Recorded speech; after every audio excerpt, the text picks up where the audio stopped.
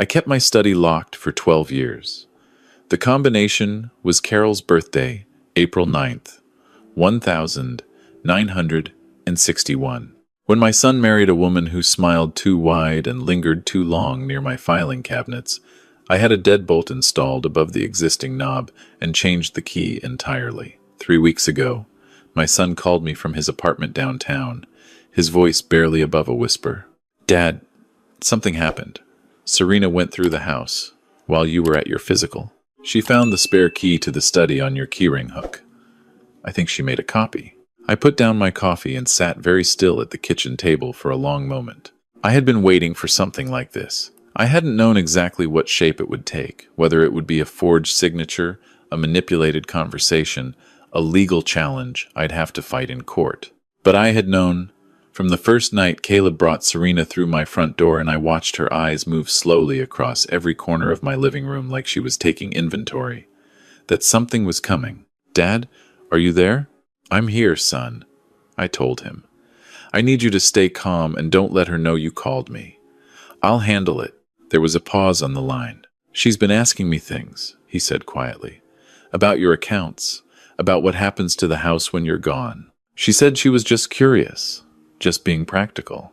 I closed my eyes. Carol had warned me this day might come. Not about Serena specifically. Carol had died before Caleb met Serena, before he was even 30 years old and starting to think seriously about settling down. But Carol had warned me about the type. She'd grown up watching her own grandmother lose everything to a man who'd married her for her paid-off home and her late husband's pension. Carol had understood, in the quiet and methodical way she understood most things, that kindness without protection was just vulnerability with a prettier name. I told Caleb I would come over the following morning. I spent that evening in the study, going through every document in the fireproof cabinet, confirming that everything was exactly as it should be. The trust Carol and I had established through her estate attorney 15 years ago, 2 years before her diagnosis. The property deed, the investment account statements, the life insurance policy, and in a separate envelope at the back of the top drawer, a letter in Carol's handwriting, addressed to Caleb, that I had been carrying for 11 years and waiting for the right moment to give him. I hadn't given it to him yet because the right moment kept not arriving. He was too young, then too focused on his career, then too newly in love to hear what his mother had written. I'd told myself I was protecting him. I was beginning to understand that I might have been protecting myself from a difficult conversation. I had met Serena 14 months before the wedding. Caleb had been 32, and he'd come to Sunday dinner, glowing in the specific way men glow when they believe they've found something rare. He'd talked about her for 20 minutes before she arrived. "She was brilliant," he said. "She had great instincts for people. She made him feel like the most interesting man in any room. She arrived 40 minutes late, which she apologized for, with a laugh that was practiced enough to seem spontaneous. She was 26 at the time, put together in the way that suggests real effort concealed as effortlessness. Her handshake was firm. Her eye contact was steady. She complimented the house immediately, said she loved older homes, said there was character in the bones of a place like this. I noticed she said bones. Over dinner, she asked me thoughtful questions about my career. I'd spent 30 years as a civil engineer before retiring at 62, and she seemed genuinely curious, asking about projects, about the industry, about whether I missed working. But mixed in with those questions were others that didn't quite belong there. Did I find retirement expensive? Had I downsized my investments or kept them active? Was the house expensive to maintain alone? Each question was delivered casually, attached to a smile, framed as interest rather than assessment. Caleb didn't notice. He was watching her the way people watch things they can't believe they have. After she left that night, Caleb called from the driveway before driving away. "What do you think, Dad? Isn't she incredible?" "She seems very capable," I said carefully. He laughed. "That's not exactly the ringing endorsement I was hoping for." "Give me time to get to know her," I said. "And give yourself time to really know her too." He told me I was overthinking it. He told me I was protective in the way widowers become protective when their only child starts building a life that doesn't require them as much. He wasn't entirely wrong about that, and I held on to that possibility for a while, hoping my instincts were just grief wearing the costume of caution. They weren't. Over the following months, the questions continued. They shifted from dinner conversation to comments Caleb relayed to me secondhand. Serena thought it was such a shame that a house this size was just sitting here with one person in it. Serena had mentioned to Caleb that it might make financial sense for them to eventually move in and split the costs of upkeep. Serena had asked Caleb whether I'd thought about estate planning, whether I'd kept my will updated, whether I had a financial advisor. I had a financial advisor. I also had an attorney I'd been consulting with quietly for 8 months by the time Caleb told me he was going to propose. He came to the house on a Thursday evening and sat across from me at the kitchen table with a small velvet box. The ring had belonged to Carol's mother. He'd called me 6 months earlier to ask if he could have it, and I'd said yes because it was his to have, and because I'd believed then that he would find someone worthy of it. Looking at his face in that moment, lit up with certainty and hope, I didn't have the heart to say what I was thinking. I hugged him. I told him I was happy for him. I told him Carol would have wanted him to have that ring and that whoever he chose to give it to was lucky.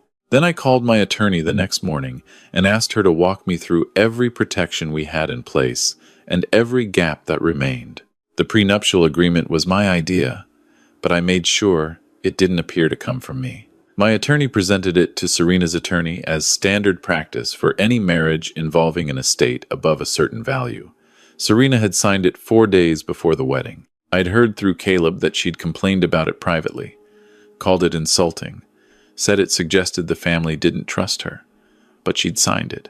I suspected she'd calculated that the cost of losing the wedding was higher than the cost of signing a document she believed she could eventually work around. The wedding itself was expensive in the specific way that weddings become expensive when one person is determined to demonstrate a certain kind of life. The venue was a renovated estate outside the city. The flowers were elaborate. The catering was the most expensive option on the list Caleb had shown me with an expression that tried to be casual and failed. I gave them $25,000 as a wedding gift. Serena had kissed my cheek at the reception and called me the most generous father-in-law she could have imagined. Her eyes were warm and her smile was practiced, and I thought about Carol. They moved into Caleb's apartment after the honeymoon. He'd bought it 4 years earlier with his own money.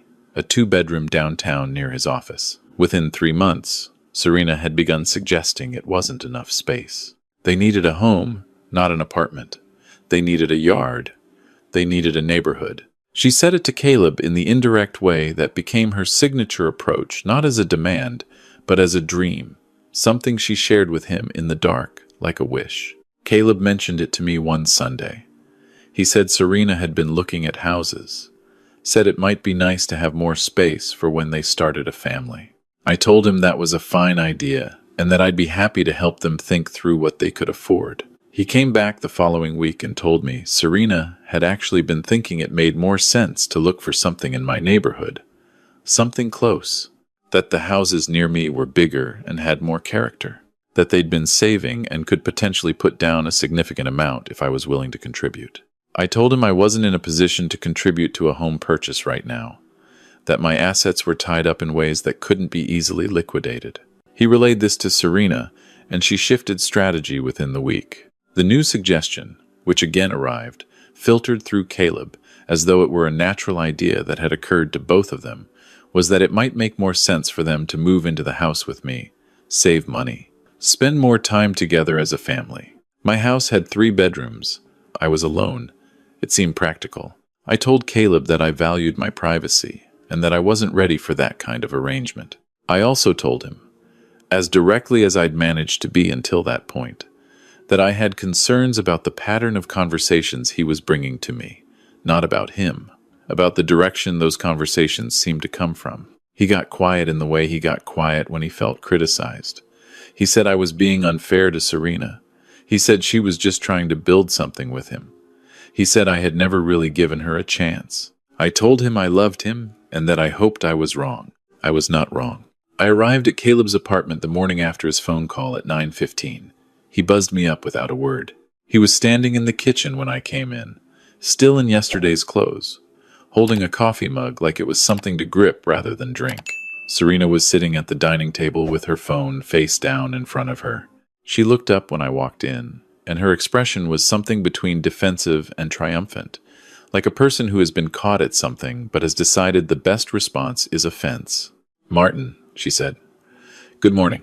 I sat down across from her without being invited to. Caleb came and stood at the edge of the kitchen, not quite joining either of us. "You went into my study," I said. "I wasn't asking." Her chin came up slightly. "I was at the house to water the plants while you were at your appointment. Caleb asked me to. I noticed the key on the hook. That key opens the front door, not the study." She held my gaze. The door to the study was already cracked open. "I wasn't snooping, Martin. I was concerned. You live alone. You're 67 years old.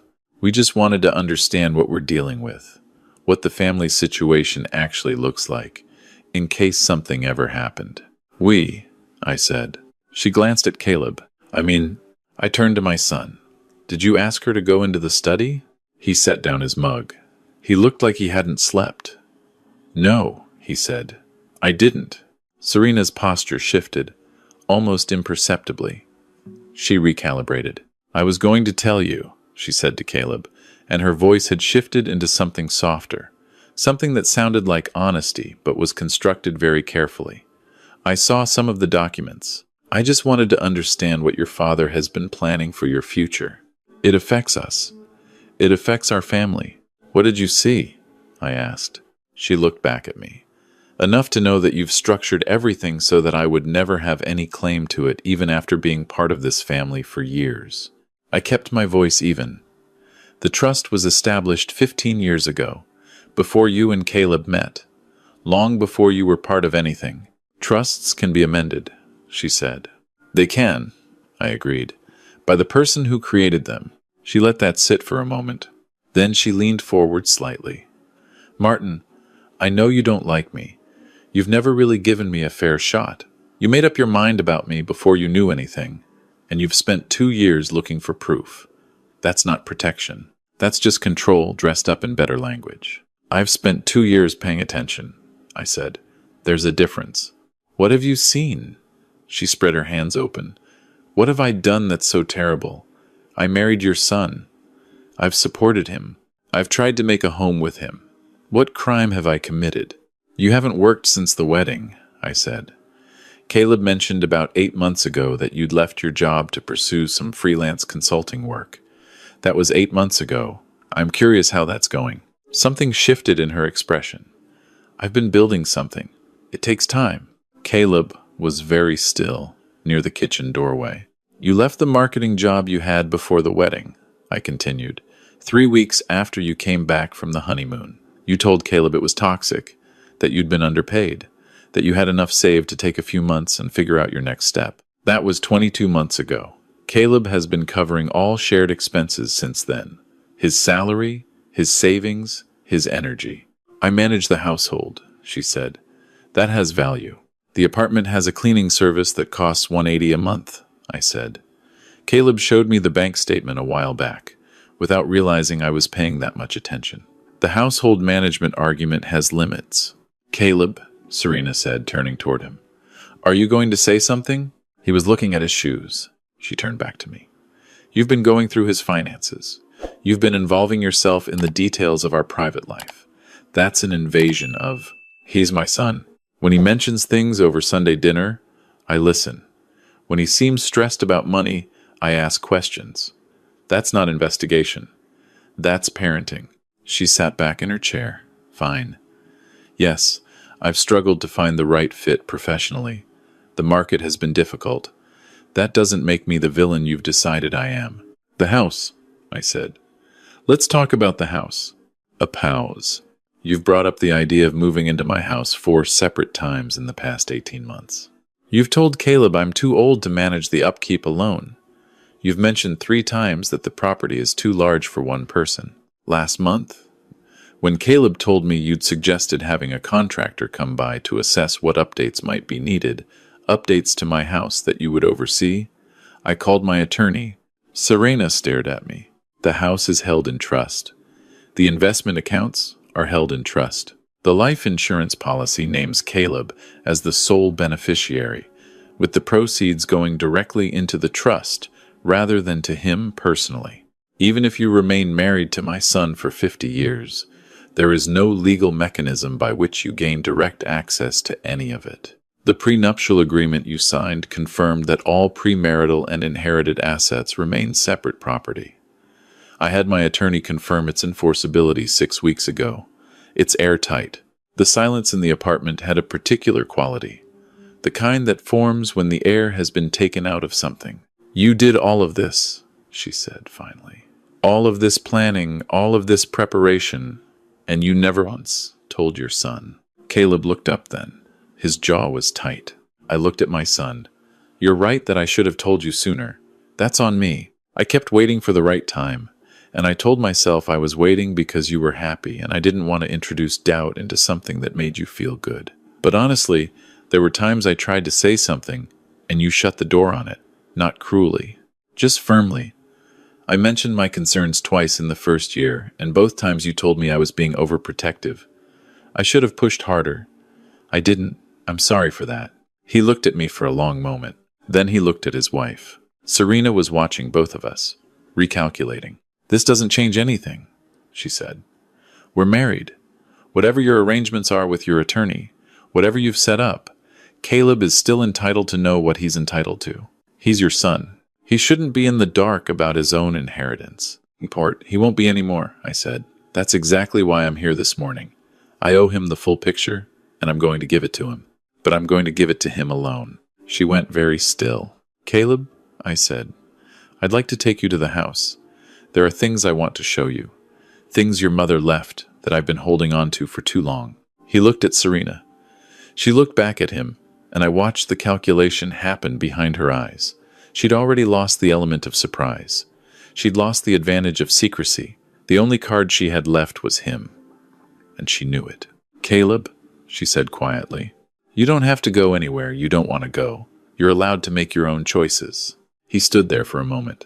This son of mine who had Carol's patience, and her stubborn streak, and her way of seeing the best in people, until he couldn't anymore.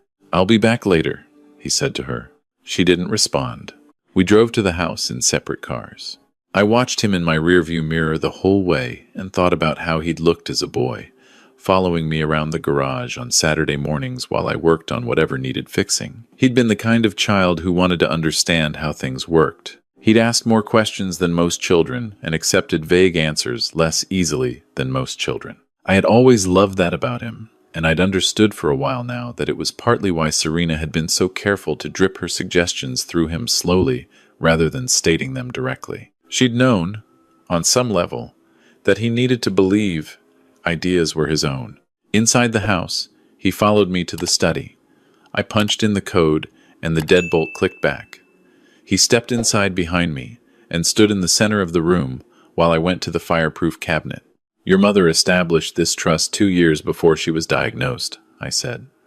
"Not because she knew she was sick, because she'd watched her grandmother lose everything when she remarried after your grandfather died, and she never forgot what that looked like. She understood that kindness and financial vulnerability aren't the same thing, even if they can look similar from the outside." Caleb moved slowly around the room. He stopped at the bookshelf along the far wall, where Carol's medical texts were still lined up from her years as a hospital administrator.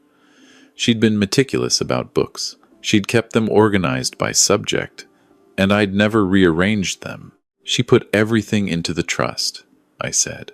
"The house, the investment accounts we'd built together over 25 years, the life insurance. Her attorney was thorough. The trust is structured so that you have full access when you turn 40, or earlier if I choose to transfer control before then. You've always been the sole beneficiary. That's never changed." "How much?" Caleb asked. He wasn't looking at me. He was looking at the books. "The house is worth around $700,000 in the current market. The investment accounts are a little over $900,000. The life insurance is paid out into the trust. So when I die, there's an additional $400,000. Total, somewhere around $2 million, depending on the market." He turned. His face was very still, in the way faces get when a person is working hard to keep their expression neutral. Mom set this up when I was 22, he said. 21, I said.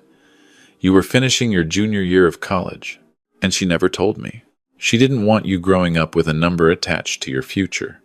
She wanted you to build your own career, your own confidence, without the distraction of knowing you had a safety net below you. The plan was always to tell you when the time was right. I held onto that plan maybe longer than I should have. He sat down in the chair across from my desk. He was quiet for a minute. The prenuptial agreement, he said. That was you. Yes.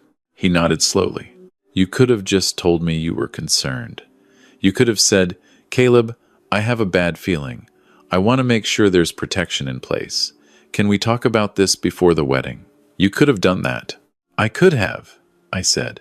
And I tried, twice, to start that conversation, and both times you told me I was being unfair to Serena before I'd gotten to the important part. I should have pushed through that. I'm not saying you were wrong to defend her. I'm saying I should have been more direct regardless of the discomfort. That's my failure, and I own it. He rubbed his face with both hands. I opened the top drawer of the fireproof cabinet and took out the envelope.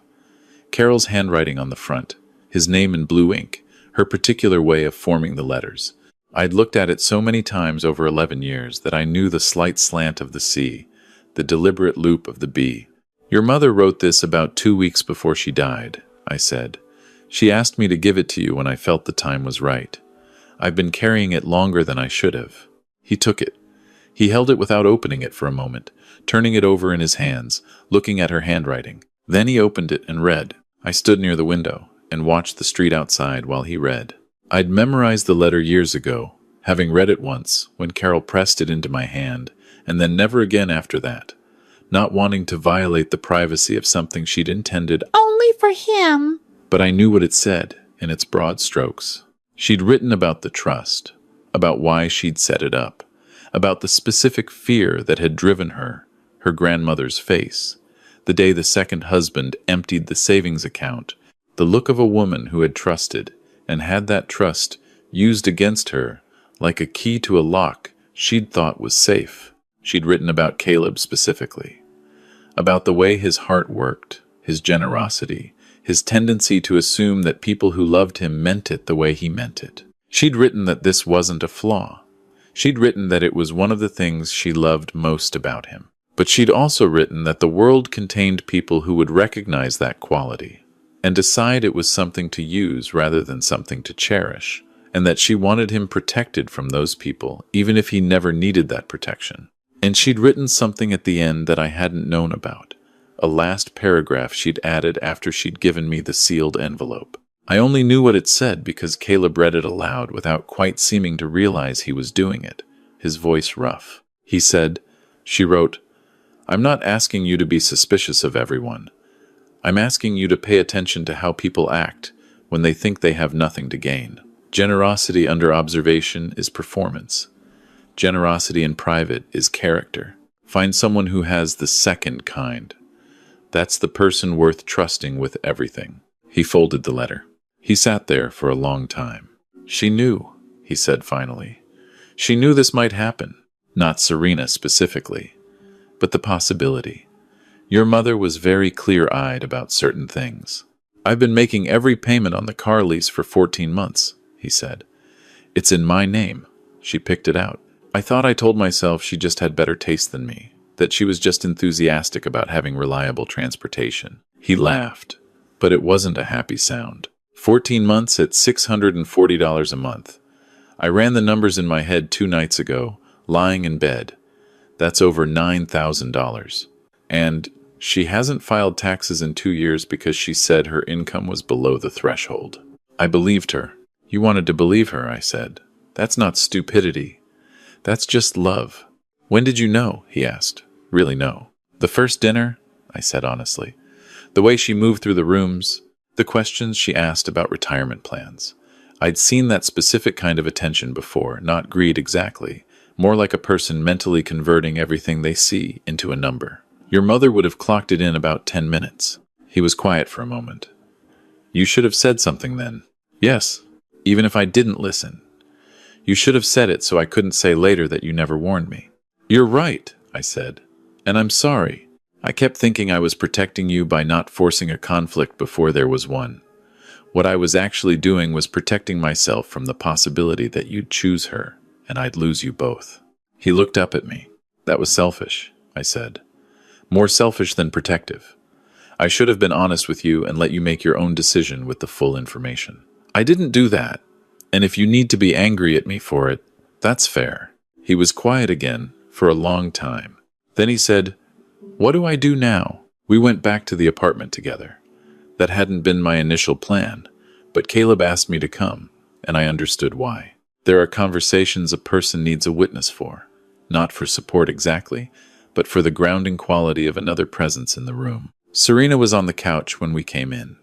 She'd changed clothes and done her makeup while we were gone, which told me something about how she'd spent the intervening hours.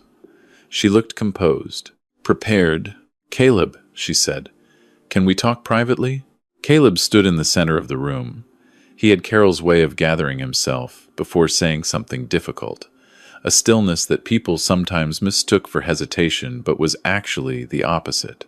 He said, "I've been going through our shared account statements for the last 2 hours." She went very still. "Since the wedding," he said, "I've contributed $108,000 to our shared finances. That includes rent, utilities, groceries, your car lease, the trip to Costa Rica last spring, your gym membership, the new furniture for the bedroom, the kitchen renovation you said you'd pay for with your freelance income. I've been through 14 months of bank records. Your deposits into that account total $900. That was once, in March, and you told me it was a check from a freelance client." Serena opened her mouth. He continued, "I called the freelance consulting firm you told me you'd registered. There's no record of it with the state business registry."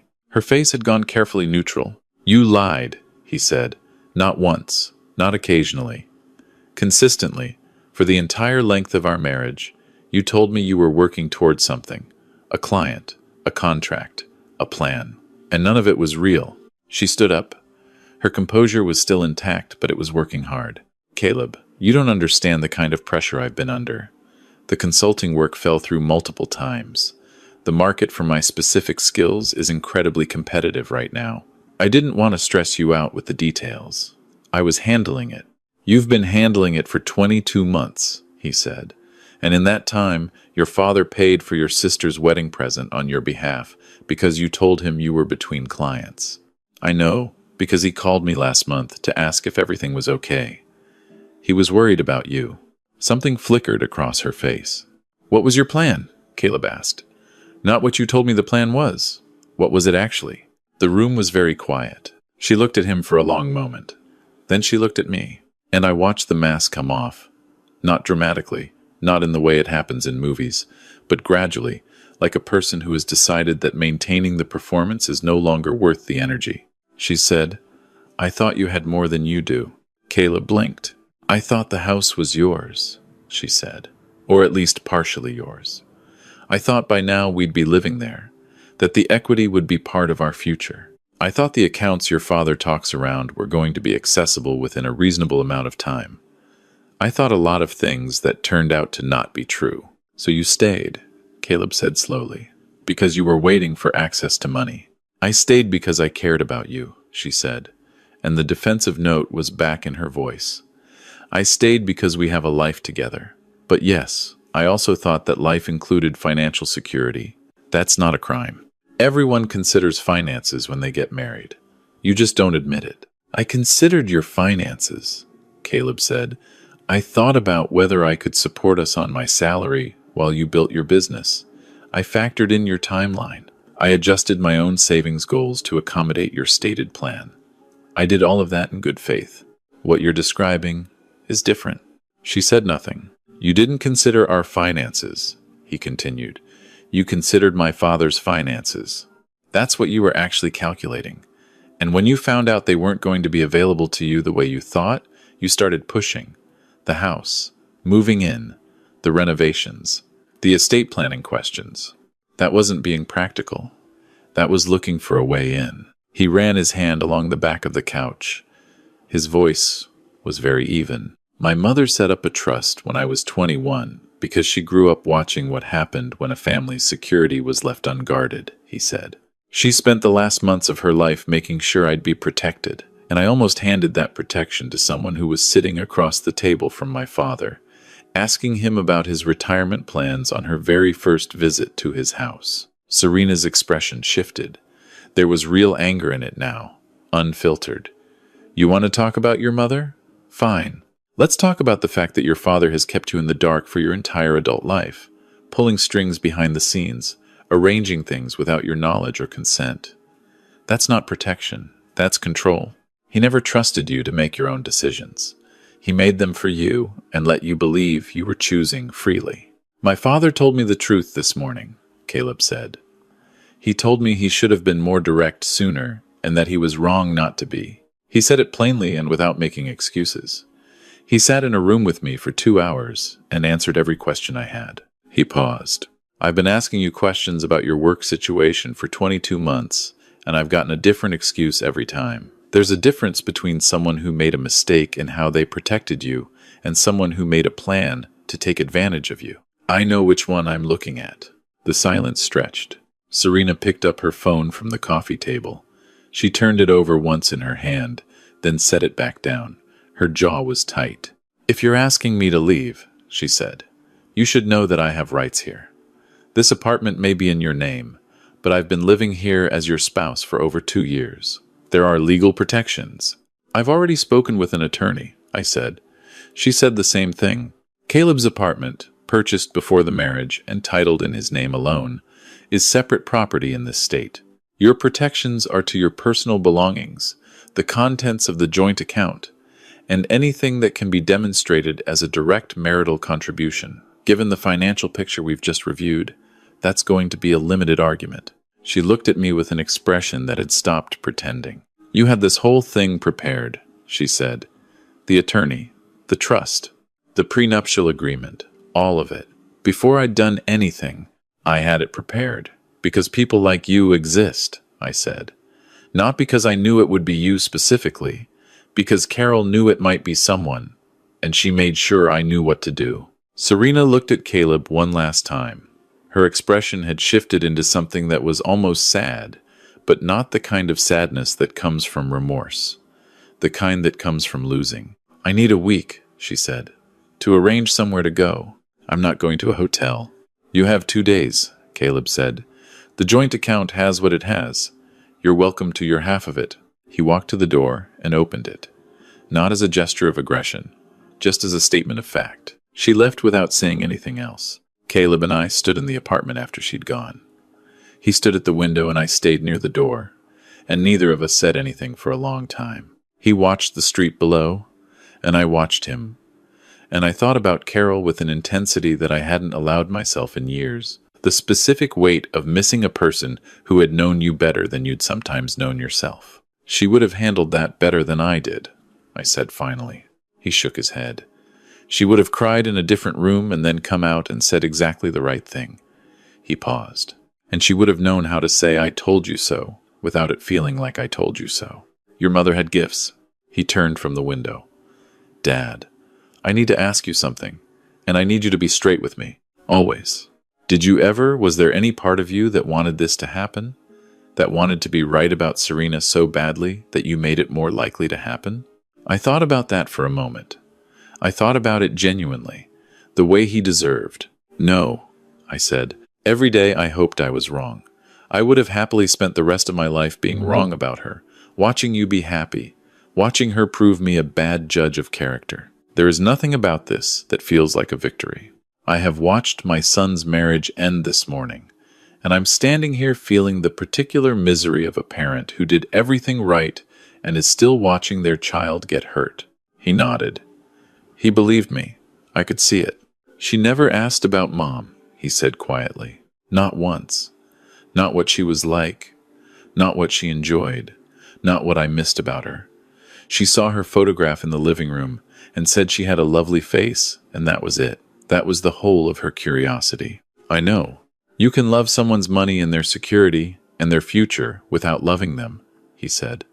And it doesn't look that different from the outside. It uses the same words, the same gestures. It answers the same questions in the same tone of voice. That's one of the hardest lessons there is, I said. I don't want to be angry at her, he said. I want to be, but I'm more just tired. I feel like I've been running towards something for 2.5 years, and I just looked down and realized the road ended a long way back. I moved across the room and put my hand on his shoulder. He didn't shrug it off. Can we go back to the house? He said. I want to look through Mom's things. Whatever you have in the study. I want to see all of it. We spent that evening in the study. I opened every drawer and every box and every album I'd been carefully maintaining for 11 years, and I let my son go through it all. He took his time. He didn't rush, and I didn't hurry him. He looked at photographs from before he was born, from his parents' life before it included him, the versions of Carol and me that existed in our early 30s, young and unaware of what was coming, and somehow still right about most of the important things. He found her handwritten recipe cards in a wooden box she'd kept in the back of the bottom drawer, recipes she'd clipped from magazines and annotated in her neat blue ink. He found her graduate thesis from 1988, bound in dark green cloth, her name embossed on the spine. He found a birthday card she'd sent me the year after her first round of treatment. All clear, the doctors had said, and she'd written inside, "We get more time, let's not waste any of it." He held on to that card for a long time. We didn't eat dinner until 9 o'clock. I made pasta from memory, a dish Carol had made every Saturday for 20 years, and I got it almost right. We ate at the kitchen table and talked about things that weren't about Serena or trusts or attorneys. He told me about a project at work he was excited about. I told him about the neighbor's dog who'd been appearing in my backyard every afternoon for a week and who I'd begun leaving water out for. He laughed at that. He asked about the scholarship idea. I'd mentioned it in passing a few weeks earlier, just a thought I'd been turning over, something I'd read about in a newsletter from the hospital where Carol had been treated, a fund that helped families whose primary earner died of cancer and whose children struggled with college costs. She would have wanted something like that, he said. Something real. Something that kept moving after we were gone. I think so too. We should do it properly, he said. Not just donate to an existing fund. Set something up in her name through the hospital, with the foundation, something that pays for at least 2 or 3 students a year. He paused. We could use some of the trust. You said the investment accounts are healthy. I don't need that much money. I have my own career, my own savings. I don't need $2 million to live on. You're 34. I know. But I also know I didn't become who I am because of money. I became who I am because of her. He glanced around the kitchen. Because of Sunday mornings in this house. Because of that recipe box in there. Because she wrote me a letter when she was dying that I can carry in my pocket and read when I need to remember what actually matters. He looked at me. The money is the least of what she left me. I had to look away. The window above the sink. The dark yard beyond it. The neighbor's fence where the dog had appeared every afternoon at 4, regular as a clock, looking for the water bowl I'd started leaving out. Carol, I thought. He turned out okay. Better than okay, actually. He turned out extraordinary, and most of the credit belonged to her, to the choices she'd made with what time she'd had, to a trust document, and a letter, and 21 years of raising a person to understand that character was the only thing that couldn't be taken from you. The divorce took 4 months. The prenuptial agreement held exactly as my attorney had said it would.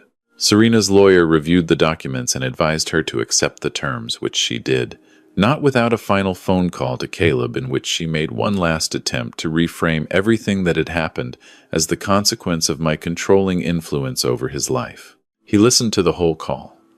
Then he thanked her for the years they'd had and said goodbye. He told me about it over Sunday dinner 3 weeks later, sitting at the same kitchen table where we'd eaten pasta the night she moved out. She said I would always be under your thumb, he told me, cutting into the roast I'd managed not to ruin, that I'd never have a real partnership because you'd always be in the background evaluating whoever I was with. What did you say? He thought about it for a moment. I said she was partly right. That you do evaluate the people I bring into my life, and that you did it with her, and that in her case you were correct, And then I said that someday I hoped to introduce him to someone who would make him look bad at evaluating people, and I was looking forward to that day. I laughed. He grinned. "Her name is Ruth," he said, and the ease with which he said it told me something important. I looked up. "We've had 3 dinners," he said carefully. "She's a structural engineer. We met at a conference in Seattle last month. She grew up in Vermont. She has a 9-year-old nephew who she's teaching to play chess, which I find extremely endearing. And on our first dinner, when the check came, she took it before I could and said she had a rule about paying her own way until at least the 4th date. I felt something settle in my chest. Smart woman. That's what I said. "I'd like to meet her," I said. "When the time is right. No rush. Whatever makes sense." He nodded. "I was thinking maybe in a few weeks. A Sunday dinner. Nothing formal." I thought about Carol. About what she would have said across the table if she were sitting there. About the letter she'd written, now worn soft at the folds from being carried and read and reread. About the woman who'd cleaned houses to put herself through college, and who had looked at the world clearly enough to know that love, without protection, was just hope waiting to be disappointed, and who had loved her son so much that she'd spent the last clear-headed months of her life making sure he'd be safe after she was gone. The study was still locked. The code was still April 9th. I'd thought about changing it a dozen times over the years and had never managed to do it, because every time I punched in those numbers, I was reminded of what I was protecting and why. And that reminder had kept me doing the right thing, even on the days when doing the right thing had been uncomfortable and thankless, and had cost me something in my relationship with my son. He understood that now. He'd told me he understood it, which was worth something. But more than his words was the evidence of what he'd done with the understanding, the way he'd sat across from his wife and spoken plainly, without cruelty but without softening the truth either. Carol's quality, her ability to look at a hard thing directly and say what she saw. After dinner, we sat on the back porch the way we'd started doing these last few months, the weather finally warming into late spring, the yard green and unhurried. He had a cup of coffee, and I had my second glass of wine from a bottle Carol had chosen 15 years ago at a vineyard in Sonoma, a bottle she'd been saving for something significant. I decided that significant was no longer a future event. Significant was tonight. It was most Sundays now. "Dad," he said, after a while. "Yeah, thank you for keeping the lock on." He was looking at the yard, the old maple at the back, the flower beds. I kept up more out of stubbornness than skill. His voice was quiet in the way that meant he meant it fully. I almost said the easy thing, the thing that would have kept the emotion at bay and let us move on to something lighter. Instead, I said, "Thank you for coming back to look at what was behind it." He nodded. He drank his coffee. The neighbor's dog appeared at the fence at its usual hour, hopeful, waiting. I'd started leaving the water bowl out before dinner, specifically so it would be ready. Caleb saw the bowl and looked at me. "His name is Oscar," I said, "according to the neighbor. He's here every single afternoon. You've been feeding the neighbor's dog." "Just water." He smiled. "You're turning into someone's grandfather." I was quiet for a moment, looking at the yard, the old maple, the flower beds, the dog at the fence. "I'd be okay with that," I said. We sat there until it got dark, the two of us, in a house that was finally free of secrets and still standing.